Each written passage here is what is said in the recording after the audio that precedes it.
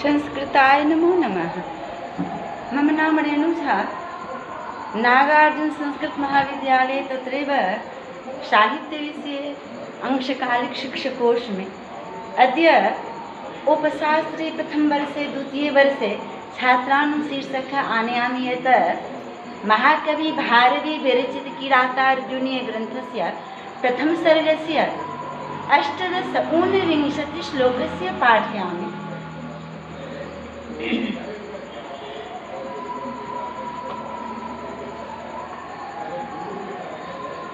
उदार कीर्ते हृदयं दयावतः प्रशांत बाधं दिशतो विरक्षया स्वयं प्रदुग्धेस्य गुणैरुपश्नुता वशोपमानस्य वसो निमेदिने महौजसौ मान धनार्जिता धनुर्भृतः संजति लब्धकीर्तया न संहतास्तस्य न भिन्नवृत्तयः प्रियाणि वाञ्छन्त्यशुभे समीतुम्। यदा प्रथमतः 18 श्लोकस्य अन्वयाः यदा उदारकीर्तेः दयावतः प्रशान्तवाधम् अभिरक्षया उदय दिशतः अस्य गुणैः उपश्नुना मेदिनी यद वशूनि स्वयं प्रदुग्धे यद शब्दार्थः उदारकीर्ते महंसाय सह किम् उदारकीर्ते मं हाय सः उदारो दात्री महतो इत्यमरः यदा दयावतः तस्य परदुःख प्रहाणेच्छो यदा अतएव प्रशान्तवादं प्रशमितोपद्रवं यदा यथा स्यात् तथेति किं क्रियाविशेषणम् उदयविशेषणं वा यदा बा दान्तशान्त किम् इत्यादिना शमी धातोर्ण्यन्ता निष्ठान्तो निपातः अभिरक्षया सर्वस्त्राणेनोदयं वृद्धिं द्विषतः किं सम्पादयतो यदा वशुपमानस्य कुबेरोपमस्य यदा वसूर् मयूखाग्नि धनादिषु इति विश्वः किम् अस्य दुर्योधनस्य गुणैर्दया दाक्षिण्यादि भिरूपश्नुता किं द्राविता मेदिनी वशूनि धनानि यद वशुतोये धने मणौ इति वैजयन्ति यद स्वयं किं प्रदुग्धे अक्लेशेन किं दुह्यत् इत्यर्थः यदा दुहे कर्मतरि लट् न दुहश्नुमां यक्षुणौ इति यक्प्रतिषेधः यदा यथा केनचिद्विधेन नवप्रसूता रक्षिता च गौ स्वयं प्रदुग्धे तद्विदित भावः यदा अलङ्कारस्तु विशेषणमात्र साम्याद् प्रस्तुतस्य यदा गम्यत्वे समासोक्तिः इति सर्वस्वकारः किं समासोक्ति अलङ्कारः यदा सर्वस्वकारः अत्र प्रतीयमानया गवाशः प्रकृताङ्गया मेदिन्यां किं लक्षण भेदे भेद लक्षणाति सयोक्ति वशा दोह्यत्वे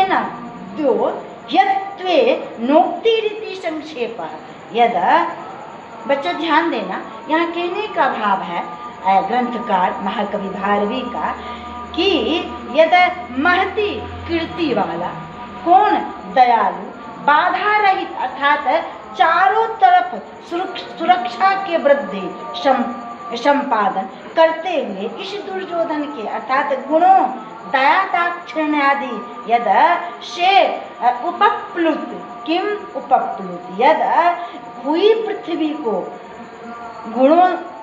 गुणों से पूर्ण हुई पृथ्वी रूपी गौ मानो स्वयं धन संपत्ति रूप दुग्ध को दे देती है अर्थात उसके शुभ व्यवस्था से प्रसन्न प्रजाएं स्वयं लाकर उसको धन दे देती है।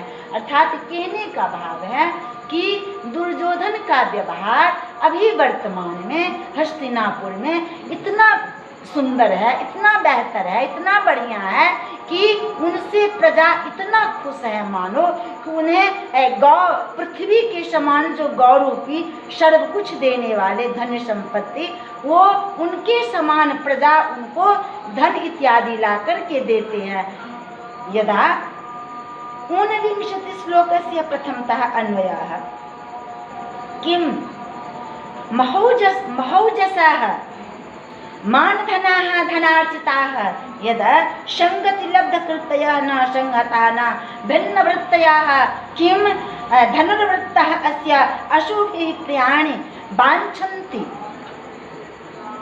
महौजस इति व्याख्यायः महौजसो महाबलाः महौजसो किं महाबलाः अन्यथा दुर्बला नाम नुपकारित्वादिति भावः यदा मानः कुलशीलाद्यभिमान किम कुलशीलाद्यभिमान एवं धननीय संगते मानधनाः किम अन्यथा कदाचिद्वल पाद्विकुर्वीर नीति भावः किम धनार्जिताः धने रक्षिताः शतकृताः अन्यथा दारिद्र्यादेन जह्युरिति भावः किम यदा समझति संग्रामे लब्धकीर्तयः किम लब्धकीर्तयः केन प्रकारेण बहुयश इत्यर्थः बहुयश इत्यर्थः यदा अन्यथा किम कदाचित्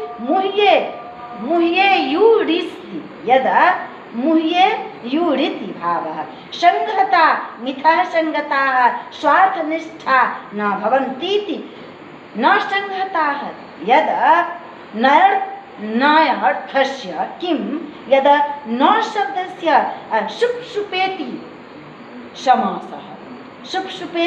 समासः भिन्नवृत्तयो मिथोः विरोधात् स्वामी कार्यकरा यदा न भवन्तीति न भिन्नवृत्तयः किं न भिन्नवृत्तयः यदा दुर्व वत्समासः किं दुर्व पूर्व वत्स समासः किं पूर्व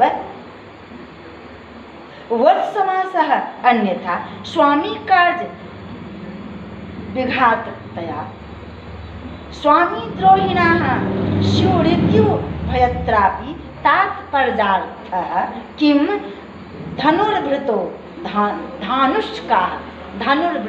धानुष्काः कः यदा आयुधीय मात्रोपलक्षण में तत् यदा प्रधान्यार्ध नुग्रहणं किं प्रधान्यार्ध नुग्रहणं तस्य दुर्योधनस्य स्वीभिः किं कथयतु प्राणैः यदा किं प्राणैः प्रयाणी शमितुं कर्तुं वाञ्छन्ति यदा दातुम् इच्छन्ति प्राणान् दातुम् इच्छन्ति केन कः अन्यथा दोषस्मरणादिति भावः अत्र महौजसादि पदार्थानां प्राणदानकर्तव्यतां प्रति किं विशेषण गत्या हेतुत्वाविधान काव्यालिङ्गमलङ्कारः। अस्मिन् श्लोके कः अलङ्कारः तो काव्यालिङ्गमलङ्कारः यदा लक्षणं तुक्तं यदा यथा साभिप्राय विशेषणत्वात् परिकरालङ्कार इति द्वयोस्ति लतण्डुल बद्विभक्तया यद द्वयोस्ति लतंडूल विभक्तया स्फुराण एवं प्रकारेण स्फुराणात् संसृष्टि यद। कहने का भाव है बच्चों, ध्यान देना कि महाक्रमी अर्थात पराक्रमी, तो महापराक्रमी अपनी कुल मर्यादा, महापराक्रमी अपनी कुल मर्यादा का ध्यान रखने वाले, धन से संतुष्ट किए गए, समरांगण में ख्याति प्राप्त, परस्पर स्वार्थ रहित एवं परस्पर विरोध रहित, अर्थात अब स्वार्थ से रहित है कौन? दुर्योधन। उतना ही नहीं और विरोध से भी रहित है। क्या? न किसी से विरोध करते हैं और न कुछ मन में स्वार्थ है।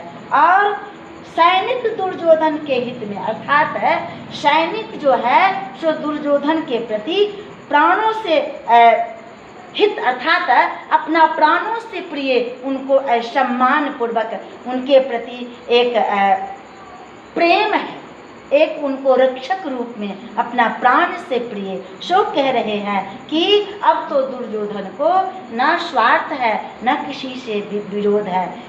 और क्या? तो सैनिक दुर्योधन के हित को प्राणों से करना चाहता है। किसको करना चाहते हैं? दुर्योधन को। कौन करना चाहता है? उनके सैनिक तो अपना प्राणों से प्रिय बनकर के हित करना चाहते हैं। किसके प्रसंग में? किसके लिए? दुर्योधन के लिए। इधर संस्कृताय नमः।